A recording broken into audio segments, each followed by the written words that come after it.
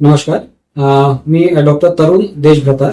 मी consultant plastic surgeon आहे आणि मागल्या 10 वर्षापासून नागपूरमध्ये as a consultant plastic surgeon खूप साऱ्या वेगवेगळ्या हॉस्पिटल्समध्ये नागपूरमध्ये कार्यरत आहे. माझं मेन कार्य कॅन्सर रिकन्स्ट्रक्शनमध्ये आहे. सर, कॅन्सरच्या बाबतीत जर बोलायचं केलं तर कॅन्सरमध्ये सर्जरी एक मोठा पार्ट आहे. आता सर्जरीमध्ये खूप सारे जे अवयव आहे ते कट केल्या जातात. म्हणजे जसं ओरल कॅन्सर झाला, कोणाला मुखचा जर कर्करोग झाला तर त्याला कट केल्या जातं असं दाखवण्यात आलेलं आहे. त्यामुळे खूप सारे लोक जे आहेत ते ट्रीटमेंटसाठी येत नाहीत. काय म्हणणार या विषयावर?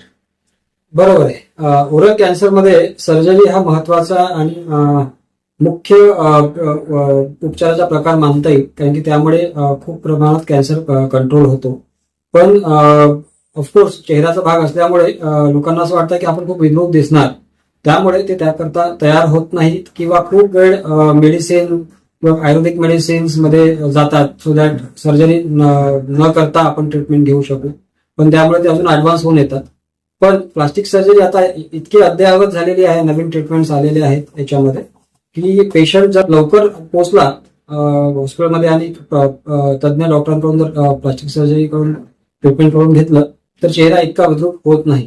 त्यामुळे लवकर ट्रीटमेंट करून घेणं आवश्यक आहे. प्लास्टिक सर्जरीच्या बाबतीत जर बोलायला गेलं तर ज्या प्रकारे कॅन्सरच्या बाबतीत लोकांना अवेअरनेस नाहीये, माहिती नाहीये, त्याबद्दल प्लास्टिक सर्जरीच्या बाबतीतही लोकांना माहिती नाही. तर एकदा आपल्या दर्शकांना सांगा की नेमकी प्लास्टिक सर्जरी म्हणजे नेमकं काय? प्लास्टिक सर्जन म्हणजे मी पण जसं लहान असताना असं वाटायचं की प्लास्टिक सर्जन म्हणजे खूप मोठे डॉक्टर्स असतात आणि एकदम चेहरा बिलकुल चेंज करून टाकतात किंवा सौंदर्याच्या बाबतीत काम करतात. पण अशा प्रकारचं नाहीये. प्लास्टिक सर्जरीमध्ये खूप साऱ्या बाबी आहेत. डोक्यापासून पायाच्या बोटापर्यंत सर्जरी आम्ही करतो. त्याच्यामध्ये वेगवेगळ्या प्रकारच्या सर्जरी येतात. जसं सौंदर्यवर्धक सर्जरी तर असतातच असतात, प्लस कोणाला मार लागलेला आहे, कोणाचा बोट कापल्या गेलेला आहे, हात कापल्या गेलेला आहे, ते आपण जोडू शकतो. कॅन्सरमध्ये काही भाग शरीराचा भाग काढून घेतात, त्याला परत फंक्शनल बनवण्याकरता आपण काही गोष्टी करून दुसऱ्या जागेचा मास लावून नवीन अवयव तयार करायचा प्रयत्न करतो. जसं चेहऱ्यामध्ये करतो, हातामध्ये पण करतो, पायामध्ये पण करतो. अशा भरपूर साऱ्या आहेत. पण मेन लोकांना, कॉमन मॅनला हेच वाटतं की फक्त सौंदर्यवर्धनच काम आहे प्लास्टिक सर्जनचं. तसं नाही. प्लास्टिक सर्जरी यात खूप साऱ्या लोकांचं प्लास्टिक हा जो वर्ड युज केलेला आहे, यात पूर्ण सर्जरीमध्ये कुठे प्लास्टिकचा युज होतो का? नाही. प्लास्टिक म्हणजे तो एक विदेशी वर्ड आहे ज्याच्यामध्ये प्लास्टिक मीन्स मोल्ड करणं. तर आपण याच्यामध्ये काय करतो की आपल्या बॉडीचे पार्ट जे आहे, मास जे म्हणतो साध्या भाषेमध्ये, त्याला आपण मोल्ड करून नवीन प्रकारात यूज करून आपण त्याला जडणघडण करून रिकन्स्ट्रक्शन करतो एका पेशंटमध्ये, जखम ठीक करण्याकरता म्हणा किंवा कॅन्सरमध्ये म्हणा.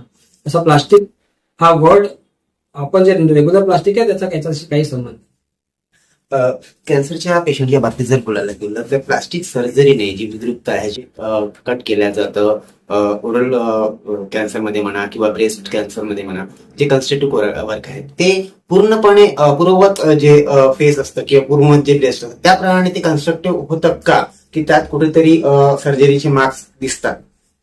कसं आहे, पेशंट जर खूप लवकर आमच्याकडे आला सर्जरी करता, म्हणजे इनिशियल स्टेज ऑफ कॅन्सरमध्ये जर आला तर 99% आपण पूर्ववत करू शकतो.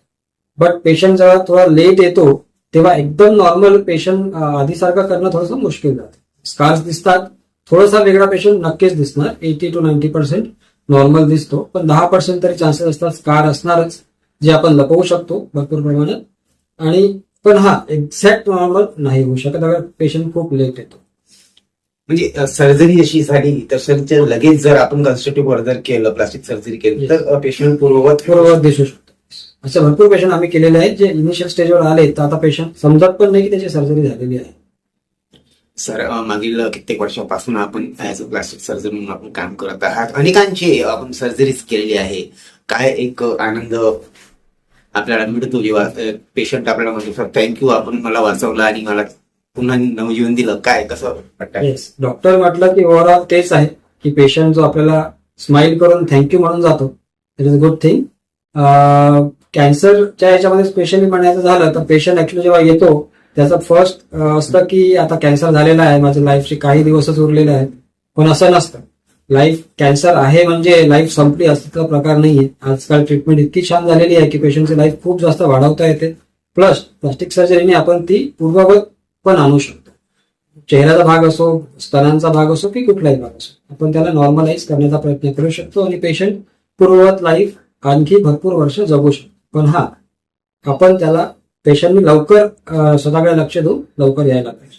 प्लास्टिक सर्जरी हा विषय म्हटल्यावर एक मनात विचार येतो की प्लास्टिक सर्जरी म्हणजे खूप मोठं सब्जेक्ट आहे, डॉक्टर पण खूप मोठे असतील. तर आपण नेमकं म्हणजे प्लास्टिक सर्जरी हा विभाग का बरं निवडला, काय नेमकी कारणे काय असतात? प्लास्टिक सर्जरी असं म्हणता येईल की खूप व्यापक एक ब्रँच आहे. त्याच्यामध्ये खूप सारे माझा पण फर्स्ट ऑप्शन मोस्टली नाही म्हणता येणार की प्लास्टिक सर्जरीच मला करायचं होतं. पण जेव्हा मी प्लास्टिक सर्जरी जॉईन केलं आणि कॅन्सर मधलं प्लास्टिक सर्जरीचं काम बघितलं, तेव्हा मला याच्यामध्ये इंटरेस्ट आणखी बळावला आणि मी तेच काम जास्त करत आहे. बरं, चॅनलच्या माध्यमातून आपल्याला जागतिक स्तरावर जे लोक बघत आहेत त्यांना कॅन्सर नंतर प्लास्टिक सर्जरी किंवा कोणतीही प्लास्टिक सर्जरी संदर्भात जर आपल्याशी संपर्क करायचा असेल किंवा आपल्याशी परामर्श घ्यायचा असेल, ते कशा प्रकारे आपल्याशी संपर्क करू शकतात? मला कॉन्टॅक्ट करायचा झाला तर माझा कॉन्टॅक्ट नंबर आहे 9967964843. माझं पर्सनल क्लिनिक जे आहे ते उदयनगरला आहे, चेरिश क्लिनिक या नावाने. जर गुगलवर माझं नाव आपण फीड केलं तर तुम्हाला ऍड्रेस आणि कॉन्टॅक्ट नंबर प्लस टायमिंग्स कळून